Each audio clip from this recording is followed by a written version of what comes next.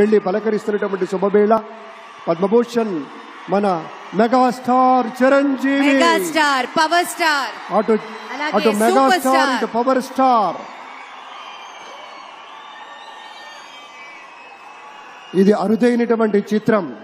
అలాగే మన పెద్దలు బాలయ్య బాబు గారు,